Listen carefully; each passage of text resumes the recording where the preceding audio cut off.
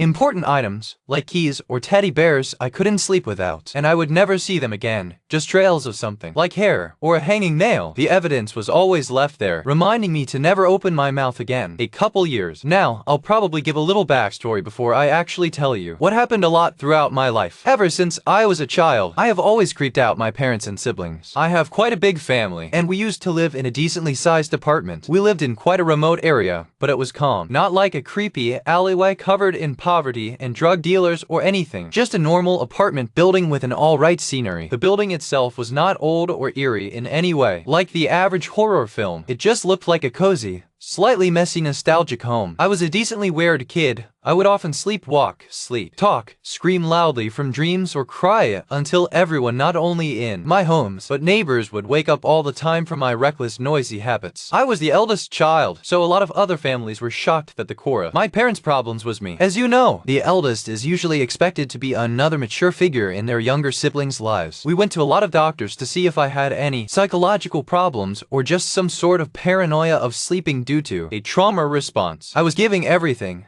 benzodiazepines, sedating antidepressants, melatonin, but all my options ran cold eventually, and none of the prescribed ended up helping from my same occurring dream and thoughts. Now, the weird thing is that the dream step by step is always implanted in my brain. I'm a younger version of myself, playing in a backyard that's unrecognizable, like I've never seen it before. Not in some movie or series. I'm playing with this normal doll, which always looks like one of my family members. But once I look down, I realize the hands and feet of this doll are bound with heavy chains. I feel the pain from the weight of the item and drop it immediately. And once I do that, I look silently at the doll for a moment before feeling a bead of rain drip down my forehead. I turn to look to the side to see this very tall lady looking down at me, but her neck is elongated and her arms reach down to her ankles. She has a mole right in the middle of her chin, and she doesn't have any eyelids at all. She warns me about something every single dream, whispering down my ear something new every single time. How misfortune was coming my way, or how I was in incredible danger, or that grief would make its way round to me. And after she said that, my neck would build pressure, almost like fingers or a rope tying my neck. I could see my reflection through the droplets on the floor, my face going a darker shade of purple as the pain starts to go through my body. It felt like I was on fire, and I would wake up, unable to move. That same woman would be staring me down before putting her finger to her lips and getting closer and closer to my face. Her breath was cold and smelled like rotting animal meat, telling me to not tell anyone about her identity before I would wake up with an extremely sore throat and excruciating leg pain. After another experience, my mother had taken me to some sort of therapist. On the way, she complained about the pricing and how I should tell him what I'm experiencing. As soon as I left the car and was in that room, I cried my eyes out about how this woman scared the living bleep out of me. I told him everything: her appearance, her threats. I was scared to death, but in the end, he told me I should get some melatonin gummies to help with sleep. Like always, the creepy experience is when I had got back. When I had took my shoes off at the door, I felt like strong rotting smell nearby my room. I felt tears basically roll down my face before I decided to open the door. A dead badger was left in my room. I don't know how long it could have been there. I watched flies drop on the body, a few maggots still crawling. I walked closer to the body to see a dirty fingernail right beside the body. It was long and overgrown, the exact same to the woman's who dug into my neck in my dream. And after that, things in my room would disappear. Important items, like keys or teddy bears, I couldn't sleep without, and I would never see them again. Just trails of something, like hair or a hanging nail. The evidence was always left there, reminding me to never open my mouth again. A couple years later, we moved, and I never experienced that dream again. I actually forgot about what happened entirely until I saw one of my old one-on-one sessions books with a drawing of this lady. I could never forgot the way her hands tightened around my neck and the smell of her breath on my skin.